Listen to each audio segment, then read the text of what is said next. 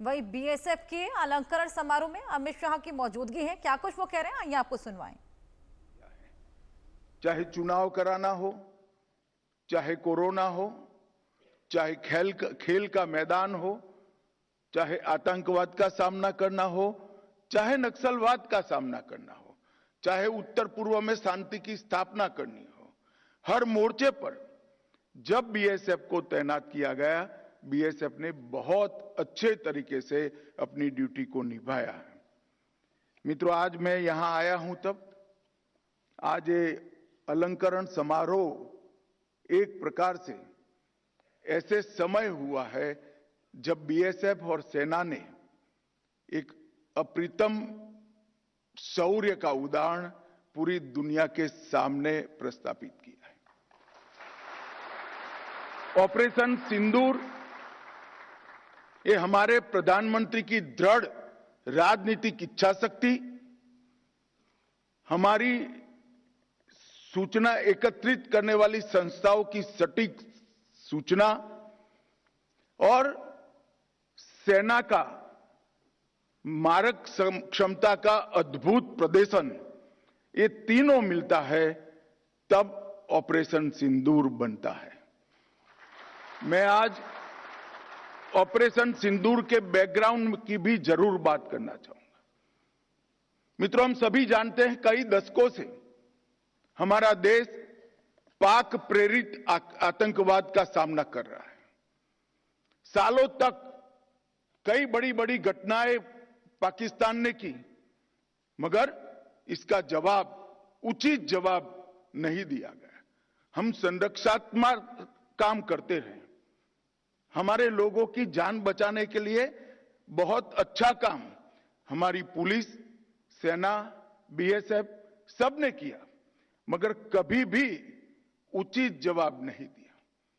2014 में नरेंद्र मोदी जी प्रधानमंत्री बने, भारतीय जनता पार्टी के नेतृत्व वाली सरकार बनी और सबसे पहला बड़ा हमला उरी में हमारे जवानों पर किया, उनको जिंदा जला देने की हिमाकत की और हमने सर्जिकल स्ट्राइक कर पहली बार आतंकी ठिकानों में घुसकर आतंकवादियों को जवाब देने का काम उरी के बाद तुरंत किया।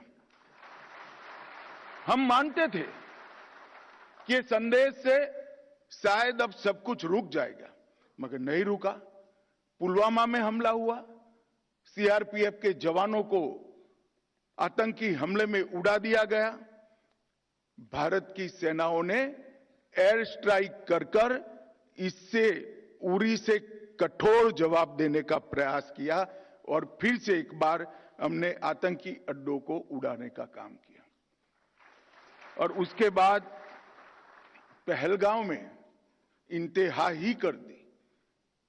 निर्दोष यात्रिकों को धर्म पूछकर अपने परिवार के सामने, परिवार के महिला सदस्य और बच्चों के सामने चुन चुन कर निर्ममता पूर्वक मारने का पाप पाक प्रेरित आतंकवादियों ने किया। और उस वक्त हमारे प्रधानमंत्री जी ने उनको कहा था, बिहार से कहा था कि इसका उचित जवाब दिया जाएगा और ऑपरेशन सिंदूर ये उसका जवाब है। आज पूरी दुनिया हमारी सेना की वीरता और मारक क्षमता की भूरी भूरी प्रशंसा कर रही है। और मैं आज इस मंच पर से सेना के उन वीर जवानों को, तीनों सेनाओं ने मिलकर जो पराक्रम किया है, वो सभी को समग्र राष्ट्र की ओर से मैं उनको अभिनंदन भी करना चाहता हूं और धन्यवाद भी कहना चाहता हूं कि आपने देश के स्पिरिट को वहां तक पहुंचाने का काम किया है जहां पहुंचाने की जरूरत थी।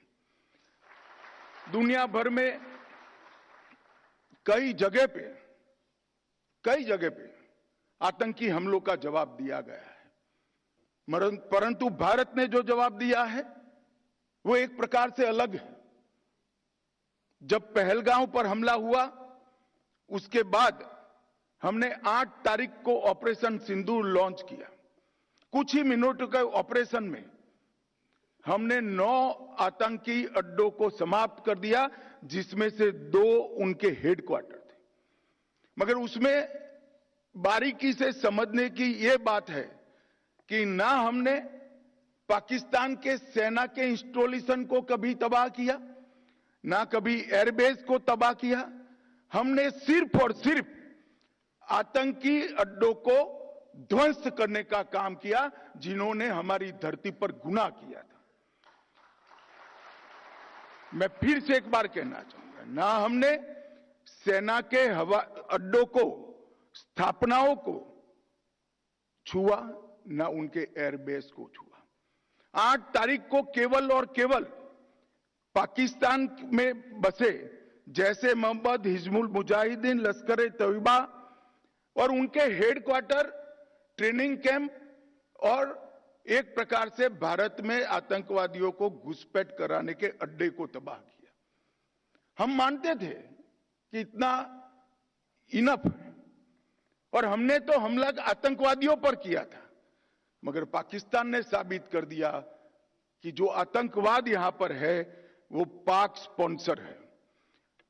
आतंकवादियों पर किए गए हमले को पाकिस्तान ने अपने पर किए गए हमले में मानकर 8 तारीख के बाद हमारे देश के सिविलियन स्थान, हमारे सेना के संस्थानों पर हमला करने का साहस किया, दुस्साहस किया।